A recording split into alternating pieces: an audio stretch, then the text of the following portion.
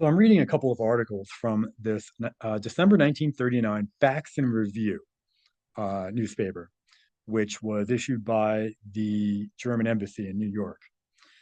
And what's interesting here is that they're talking about that Germany and NSDAP was Christian, which you'll see as I read here. Now, the first article on the left has nothing to do with that.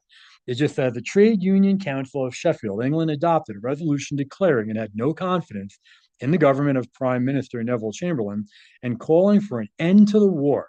Quote, whatever may be the issue of the war, the working class will always be the losers, unquote. Well, isn't that true? The resolution said the leader of the Labor Party and the trade unions are requested not to support the present government and to inaugurate a campaign for a speedy conclusion of peace, unquote. Similar resolutions were adopted by trade union councils in Greenwich, Edinburgh, and Hampstead. So that's interesting. So there were people in 1939 going into 1940 who, in England, who obviously didn't want war. They saw that it wasn't a legitimate war. And were pushing for the government to end it. But of course, the Jews weren't going to end it. I'm sure they just ignored these trade unions and whatnot in the Labor Party. But yeah, so I just thought that was interesting. Now, over on the right, it says publishing activity increases. German trade journals report that 25,439 new publications for 1938.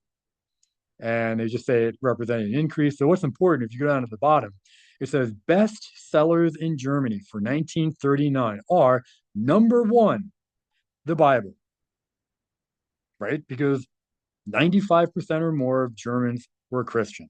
It was a Christian nation, which means the government and everybody within, and the military and the SS, everybody, or 95%, were Christian. Number two was Mein Kampf. I mean, naturally, right? So Behind the Bible is probably one of the most truthful books you're ever going to read.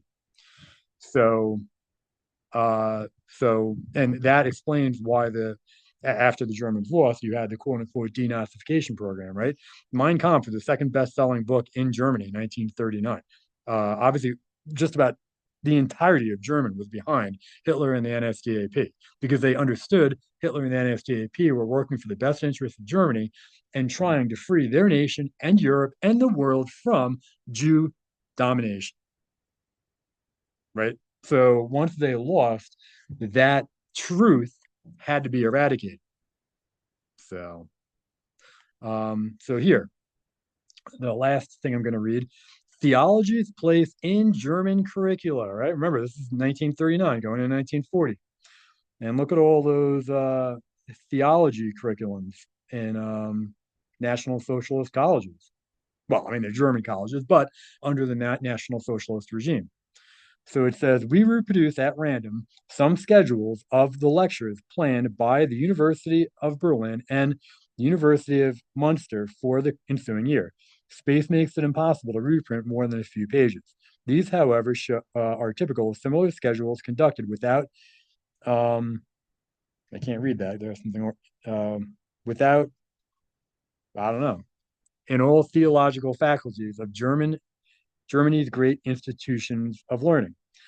At the Friedrich Wilhelm University in Berlin, the Gospels, the position of the church among German elements in Eastern Europe and in Russia, the importance of the Reformation, the theology of the Old Testament, the history of the apostolic age, the theology of the New Testament, a special study of the Sermon on the Mount, history of the church, Christian art and Christian archaeology, Christian ethics, Christian dogma, practical theology, instruction in mission work, and church music are among the topics listed.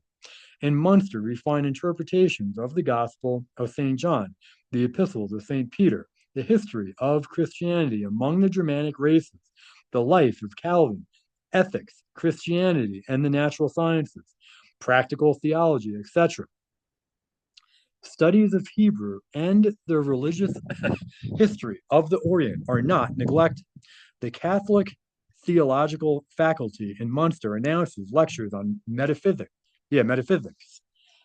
discussions of the Old Testament, the Psalms, the parables of Jesus, the history of the church from the earliest times to the present, Luther and the German Reformation, the story of the creation, the church as the body of Christ, church law and the church penal code, homiletics, Dante's Divine Comedy, missions, religion and science, etc., etc. Here, too, the study of Hebrew and the Oriental religions occupy a prominent place. Thus, in spite of efforts to portray Germany as the quote unquote godless country, the study of theology proceeds unimpeded in all German universities. According to a fundamental tenet of the National Socialist regime, Germany is a positive Christian state. In the curricula of German universities, neither Protestants nor Catholics are favored. Each of the two great confessions receives its due. Even the study of Hebrew and of the Old Testament is not neglected.